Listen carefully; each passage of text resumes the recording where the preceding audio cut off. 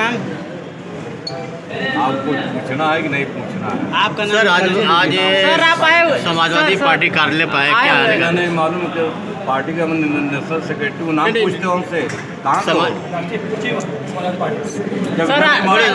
Sir आज कार्यक्रम आज में कार्यक्रम में है, कार्यालय पर आज में क्या माहौल चल रहा है चुनाव? आप आज हम यहाँ पर चुनाव कार्यालय के सभागार में विश्वकर्मा समाज की बैठक कर रहे हैं। समाजवादी पार्टी के प्रत्याशी राजीव राय के पक्ष में हम यहाँ लोगों से अपील करेंगे। ये लोग गांव-गांव जा कर के सभी को बताने का काम करेंगे और विश्वकर्मा समाज का पूरा वोट समाजवादी पार्टी के पक्ष में डलवा करके राजीव राय को यहाँ भारी मतों से जिताने का काम करेंगे। क्या लग रहा है सर आपको कि जो घोसी लोकसभा में विश्वकर्मा समाज है इस मीटिंग से आपके साथ में आएगा? इसके पहले जो घोसी विधानसभा का चुनाव हुआ था तो पूरा विश्वकर्मा समाज साथ था, सुधाकर सिंह को जिताने का काम किया था और इस लोकसभा में राजीव राय को भी जिताने का काम करेगा, क्योंकि विश्वकर्मा समाज का सम्मान और पहचान समाजवादी पार्टी ने बनाई है। माननीय नेताजी ने हमें 2 बार एमएलसी बनाया, 2 बार समाजवादी पार्टी की सरकार में हम मंत्री रहे और विश्वकर्मा समाज की पहचान और विश्वकर्मा समाज को आगे बढ़ाने का काम किया। समाजवादी पार्टी ने माननीय सदैव मुलायम सिंह यादव जी ने और माननीय अखिलेश यादव जी ने किया और तभी से लगातार विश्वकर्मा समाज समाजवादी पार्टी के साथ जुड़ा हुआ है और समाजवादी पार्टी वोट भी देगा। आज हम अपील करने आए हैं, हमें पूरा विश्वास है कि यहाँ का विश्वकर्मा समाज राजीव राय के पक्ष में लेकर के उनको जिताने का काम करेगा। आज पीएम मोदी ने बड़ी जनसभा की है, उन्होंने आरोप लगाया है कि इंडी गठबंधन जब सरकार बनेगी तो संविधान को बदल देंगे। ये तो बीजेपी करने जा रही है, मोदी जी करने जा रहे हैं। इन्होंने नारा दिया 400 पार। 400 पार का क्या मतलब है? सरकार बनाने के लिए 50% MP की जरूरत पड़ती है, लेकिन अगर आप 400 पार या 400 से ज़्यादा सीटें जीतने की बात करते हैं तो कहीं न कहीं आपके मन में है कि 3/4 बहुमत अगर हमें मिल जाएगा तो हम संविधान में बुनियादी परिवर्तन करेंगे। और यही प्रसंगा जो है विपक्ष के सभी इंडिया गठबंधन सभी नेताओं को और यही हम बात कर रहे हैं। आज जो है सफाई क्यों दे रही है? ये तो बीजेपी करने जा रही है। आरक्षण हमारा ख़त्म कर दिया, पिछड़े वर्गों को सरकारी नौकरियों में आरक्षण 27% माननीय नेताजी किया, तो तमाम पिछड़ी जात के लोग केवल यादवपुर भी नहीं बल्कि विश्वकर्मा, प्रजापति, नाई, सोनी, चौरसिया, साहू, तेली, राठौर, बिग, निसार, मोदिया, राजवंश, चौहान सभी बिरादरी के लड़कों को नौकरी मिली कि कोई थानेदार बन गया, कोई डिप्टी SP बन गया, कोई SDM बन गया, कोई कलेक्टर बन गया। ये किसकी देन थी?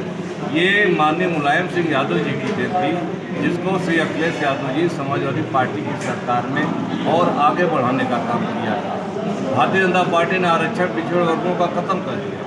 अब पिछड़े वर्ग के एक भी लड़के को कहीं नौकरी नहीं मिलने वाली है, तो जिस तरह से इन्होंने आरक्षण खत्म किया उसमें संविधान बदल देंगे। तो ये भारतीय जनता पार्टी ये बहुत खतरनाक पार्टी है, कहते कुछ और है, करते कुछ और है। तो इसीलिए हम लोग समझा रहे हैं सभी को कि संविधान खतरे में है, लोकतंत्र खतरे में, आरक्षण खतरे में है। देश भर किसान, नौजवान और मुसलमान, अगड़े पिछड़े, दलित सभी से हम कहना चाह रहे हैं सब लोग इस बार भारतीय जनता पार्टी को हराए और समाजवादी पार्टी के उम्मीदवार राजीव राय को जिता करके देश में इंडिया गठबंधन की सरकार बनाने में मदद करने का काम करें। जहाँ तक संविधान बदलने की बात कर रहे हैं, मोदी जी कह रहे हैं कि संविधान का ज़बरदस्ती आरोप लगाया जा रहा है। ऐसी कोई बात नहीं है। अगर हम सरकार में तो हम इसको बदलना चाहते बदल दिए होते। मोदी जी ये बता दें कि रातों रात उन्होंने जो है नोटबंदी कर दी, किसी को पता नहीं रहा। रातों रात उन्होंने जो GST लागू कर दिया, तो ये क्या कर सकते हैं? ये कहते कुछ और है जनता के बीच में और करते कुछ और है। हम सफाई क्यों दे रहे हैं? अगर उनके मन में चोर नहीं तो सफाई क्यों दे रहे हैं? इसका मतलब कहीं न कहीं उनके मन में है कि बदल सकते हैं। अगर वोट का अधिकार किसने दिया? ये भारतीय संविधान में लिखा हुआ है, वोट देने का अधिकार सबको, जिसके कारण प्रधानमंत्री को भी गांव-गांव में जाकर सभाएं करके वोट मांगने का काम किया। कल ही अगर वोट का अधिकार खत्म कर देंगे, जनता के पास बचेगा क्या?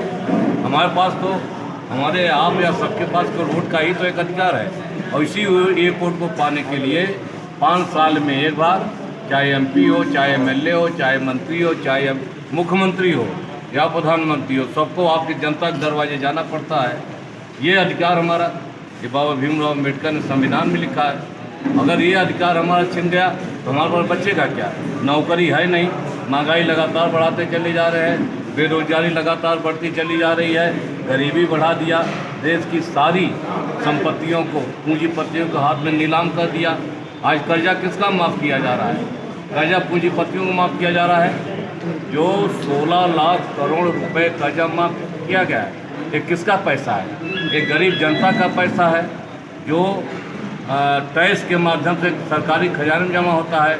और मोदी जी ने उस पैसे को, इन्होंने जो है पूंजीपतियों का कर्जा माफ़ किया, किसी किसान या गरीब कर्जा माफ़ किया, बुनकर का कर्जा माफ़ किया, पिछड़े का कर्जा कोई माफ़ किया, दलित का कर्जा कोई माफ़ किया, पूंजीपतियों को माफ़ किया। सवाल ये है कि आज इस देश में वोट मांगने आप जो है गरीब किसान मजदूर क्या जाते हैं, और कर्जा आप जो पूंजीपतियों को माफ़ करते हैं।